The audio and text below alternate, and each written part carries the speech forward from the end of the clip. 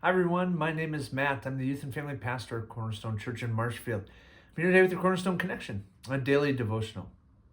I wonder, have you ever had somebody telling you a story, or maybe you were watching a movie, or maybe you were reading a book, and you're pretty sure that as the story is being told, as the movie's unfolding, as you're turning the pages of the story, though as you're listening to it, the story couldn't be any worse. The news couldn't get any worse, and yet once you get to the end of the story, it's going to end on a good note. It's going to end on the up, not on the down. Have you ever been there where you're just like, just get to the end of the story? Well, as we open up our Bibles today to the book of Hosea, and God is going to approach the prophet Hosea, he has a word for him. I will tell you the first 9 verses, they're very depressing. They're full of judgment and bad news.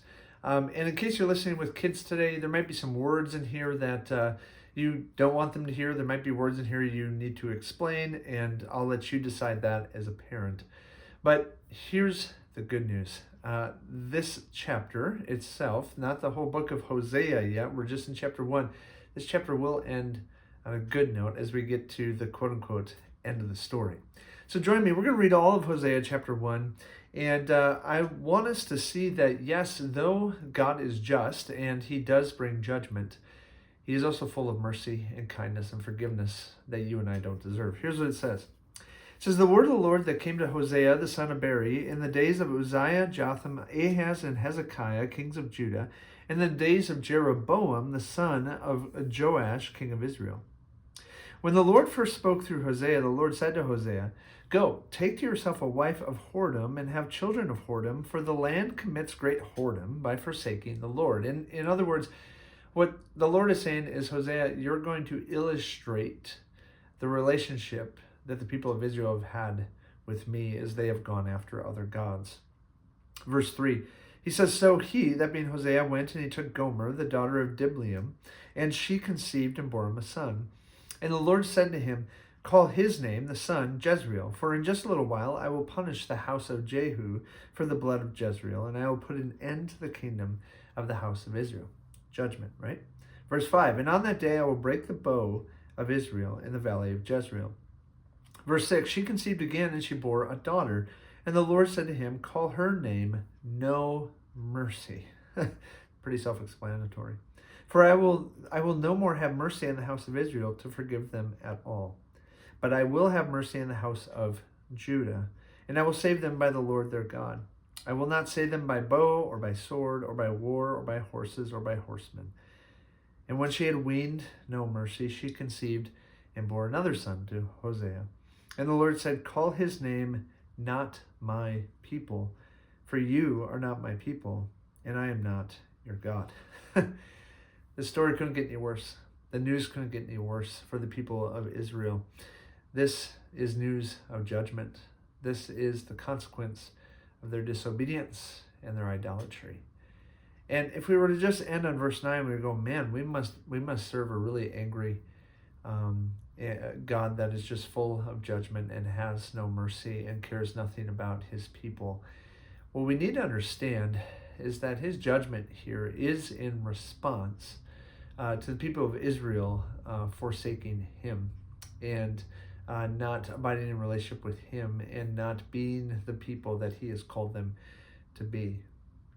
And yet, even though they've been unfaithful, and they will be judged and they will be taken and seized by the Assyrians, we see in verses 10 and 11 that this story, the end of the story, ends on a good note. Take a look here.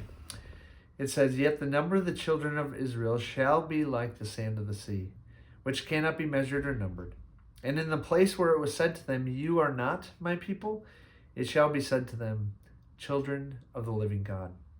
And the children of Judah and the children of Israel shall be gathered together, and they shall appoint for themselves one head, and they shall go up from the land, for great shall be the day of Jezreel." Praise God, huh? You know, as we look at this story, the people of Israel, and this word of the Lord being given to the prophet of Hosea, of course, this was for a certain point in time in history. And yet, let's project this on our own lives, right? In some way, you and I have all been disobedient. We all have gone to other gods. We have all tried to build our own kingdom, make much of our own name, and just simply try to appease our own will, right? And so we've been unfaithful to God.